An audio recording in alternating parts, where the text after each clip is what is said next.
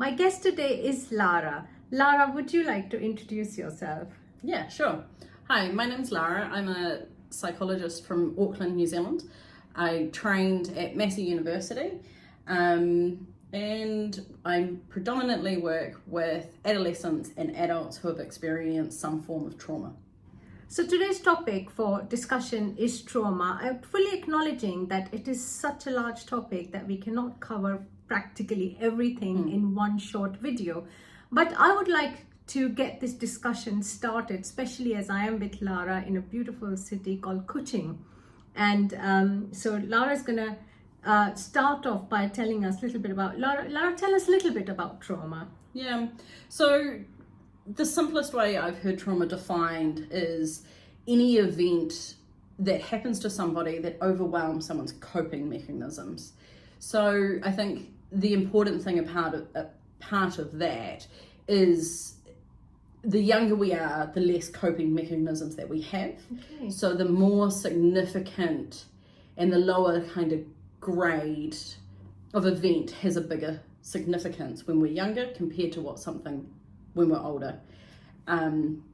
It often has to do with safety as well. So I work a lot with developmental trauma, which is when someone experiences prolonged unsafe environments, either by physical harm, emotional harm, sexual harm over a long period of time, particularly when it's before the age of 3. It's significant. And that's probably I would have thought it's almost the worst kind of trauma, right? Because children have to trust people who are around them, and if they can't trust the people who may be harming them, the trauma has long-lasting implications. And of course, we see that in our daily practice when we see individuals with emotional dysregulation or different aspects of trauma, post-traumatic stress disorder. But Lara, I think you're the expert. So do you want to talk about the impact of trauma on individuals? Yeah, and I guess that, as you acknowledged at the beginning, is trauma is such a massive topic. It is. And it varies very dramatically dependent on age, context, family support systems. One of the more significant things that drive people to seek therapy is when trauma leaves people with an inability to trust anybody. So I have a significant number of young people I work with for years purely building a safe relationship. So I think that's one of the biggest impacts is the world becomes unsafe, people become unsafe.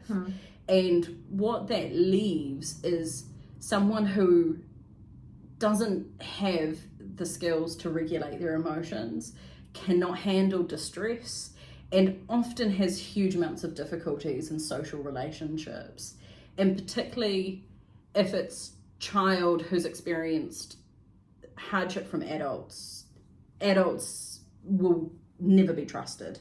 And that has a lasting impact for adults into their lives in terms of romantic relationships as well. And how do you see people present when they have these kind of traumas? When it's developmental trauma, so it happens in the younger, it's a lot of in relationship difficulties, and not trusting me often. So we'll come in and know they need help, but not be able to necessarily understand or express ways that they want to change. They just know things aren't working. Sometimes very classic symptoms of post-traumatic stress. So I'll get a lot of flashbacks, nightmares, re-experiencing of the trauma, inability to experience joy. Those are probably the common factors. I guess I see the impact of that in adults, recurrent depression, significant anxiety. Yes. From time to time, social anxiety or other forms of anxiety, panic attacks from time to time, and almost a lack of self-esteem and inability to trust oneself. Yes. Because they can't trust themselves, then they can't trust others, and it's that vicious cycle. So, Lara, you were telling me about this wonderful technique called TIPS, and Yes. I would really like you to discuss TIPS on this video. So TIPS is a DBT skill, so Dialectical Behavioral Therapy. The idea is that it is a crisis survival skill. So it does not change what is causing the distress, but rapidly changes the physiological response to someone experiencing chronic stress or extreme acute stress.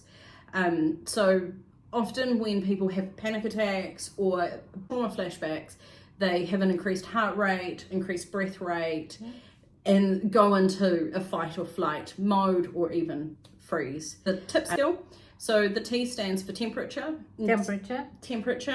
which is activating the dive reflex. So you want to put your face ideally into a bucket of cold water and hold your breath. And it wants to be cold, it should be cold enough that it's uncomfortable, but not too bad.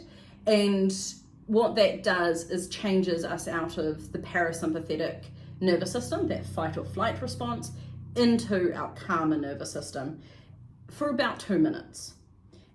So it gives people a window of time to make a better decision about how they might cope with what they're experiencing. The I in TIP stands for intense exercise. Intense exercise. So doing a 20-minute run, 20 minutes of burpees, anything that's going to dramatically increase your heart rate.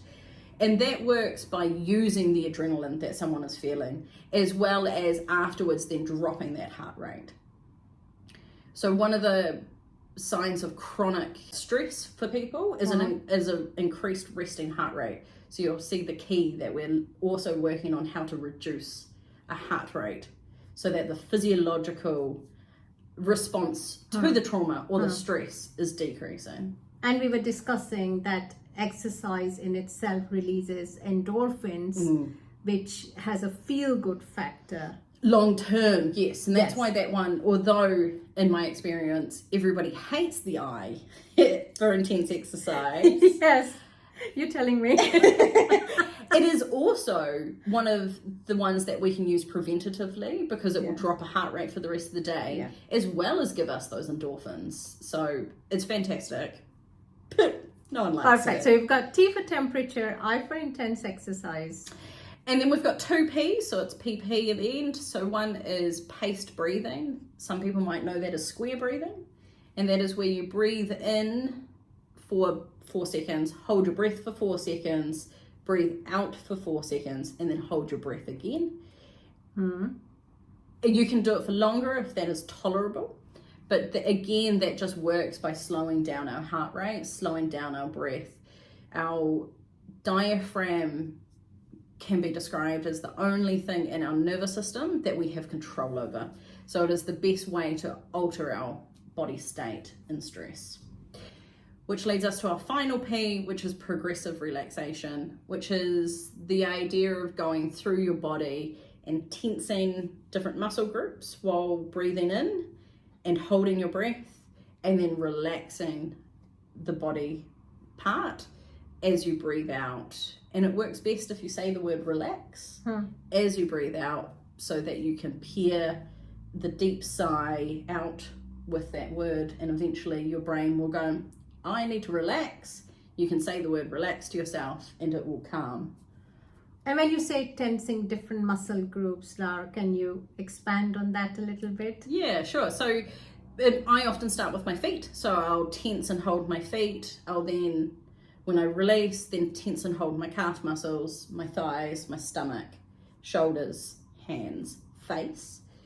So you just kind of move through your body. If you need to do it subtly, I often talk to people about just doing the hands, because you can tense and release your hands without people noticing. And how many times do you repeat the cycle? Do you do it just the once, or do you keep on repeating it until you feel more calmer? Yeah, if someone was in crisis, that's what I would recommend, is sitting and doing that for as long as possible until that nervous system swaps and calms down. That's really, really helpful to bring the acute distress down. Again, I always emphasize in all my videos that obviously if the acute distress is completely intolerable, you need to seek help from your family, friends, from your doctor, from your therapist, whoever is helping you. These are tips to help you in the moment. And in the longer term, they would help you manage your distress. And when you master it, you might feel more resilient and able to do it yourself. Is that right, Lara? Yes, that would be the aim. Yes. And that over time that you master being able to calm your body down. So you practice it again and again. So that brings us to the exercise of the day. Lara, would you like to be the person who gives the exercise for the day, like in all my videos? Yeah, sure. So I would go with the paced breathing. So that would be the practice of taking a slow breath in, so for 4 counts, so you're in ideally through your nose, so holding your breath, breathing out, and holding your breath again, and then breathing in and repeating. Cool. So practice that every day. And thank you very much, Lara, for being with us today. As ever, if you have enjoyed the video and learned something useful, subscribe to my channel, like it, share it, tell it to all the people you know. Thank you for watching. Thanks for having me.